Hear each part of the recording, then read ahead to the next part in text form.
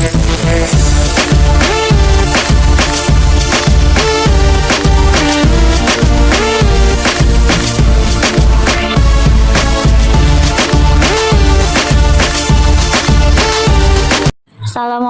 warahmatullahi wabarakatuh. Hai, selamat datang di broadcast Mas Alken 99 Go Go Go.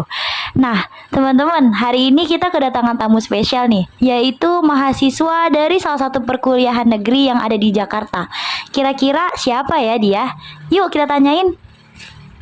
Halo semuanya, perkenalkan saya Rifka Hana, biasa dipanggil Rifka.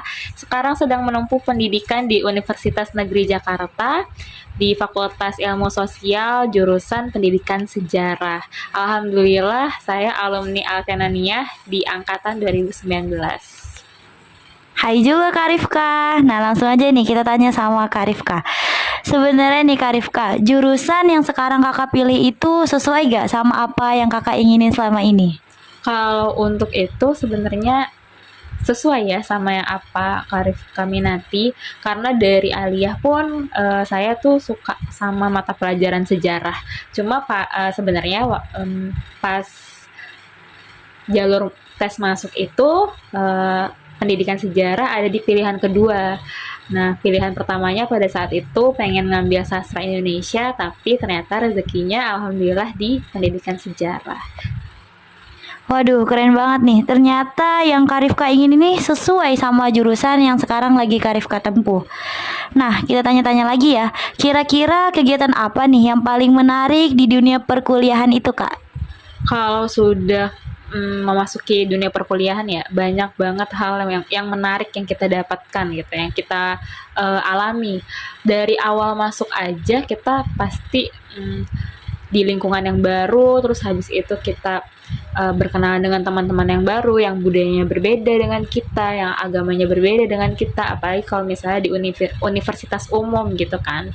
Jadinya kita ketemu sama orang-orang baru, dan kita mengembangkan ya toleransi gitu terhadap sesama. Terus habis itu juga hal yang paling seruin pas kuliah itu ya gabung sama organisasi atau mencoba kegiatan-kegiatan yang ada di kampus gitu.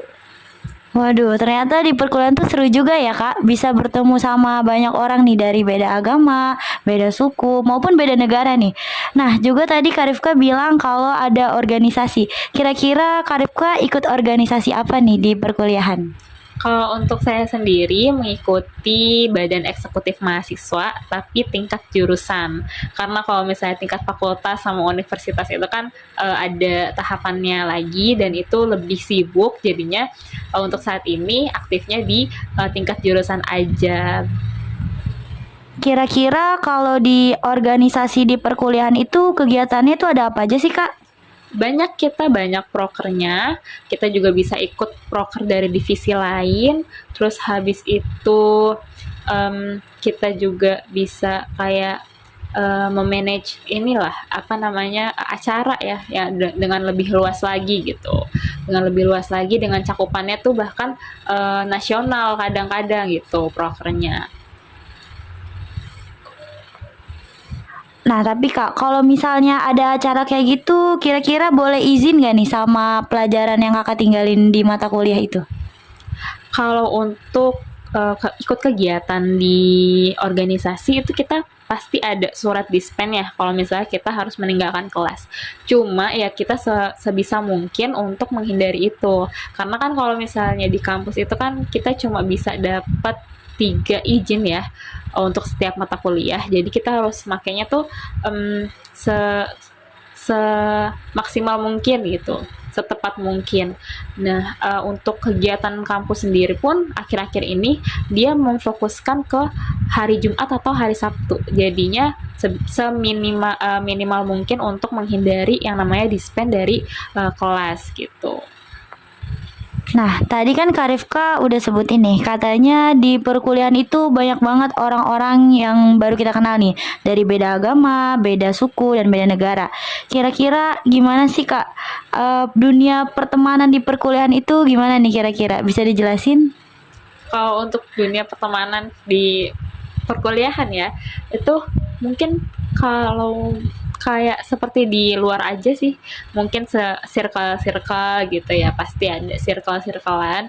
Cuma ya namanya untuk satu kelas pasti kita akan selalu berkelompok dengan orang yang berbeda kan setiap mata kuliahnya. Jadi walaupun begitu kita harus tetap rukun sama teman sekelas karena ya pasti kita pernah dan akan sekelompok dengan dia. Untuk circlean sendiri pun dimulai itu biasanya dari semester 1 langsung gitu.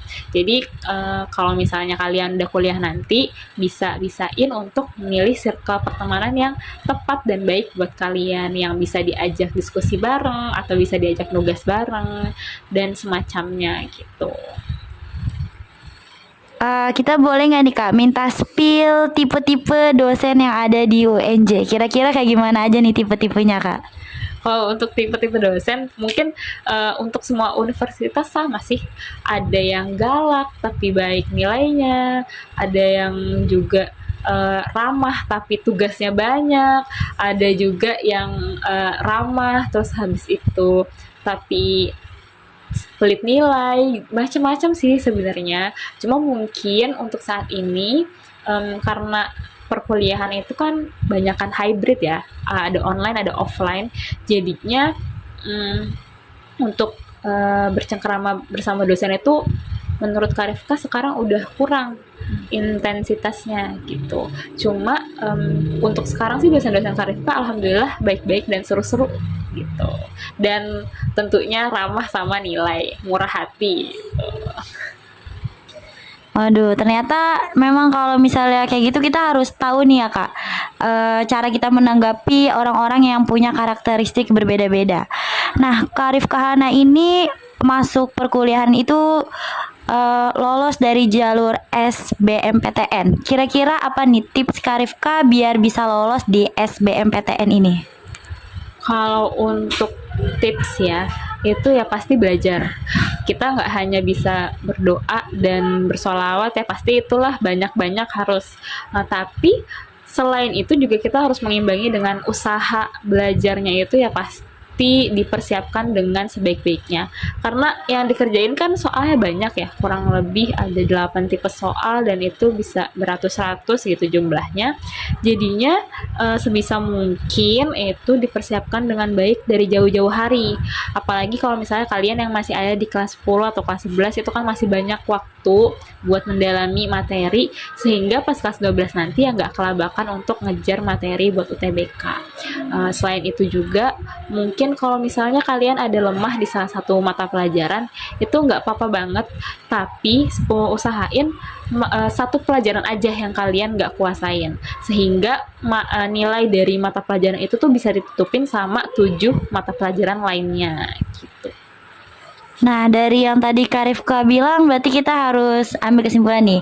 Kalau misalnya kita harus semangat, harus perbaiki nilai dari sekarang. Karena belum ada kata terlambat ya. Meskipun ada beberapa yang gak kita kuasai, tapi kita harus condongin nih. Apa yang kita kuasai biar bisa lolos. Nah, terima kasih Kak Rifka atas waktunya. Kurang lebihnya mohon maaf. Wassalamualaikum warahmatullahi wabarakatuh.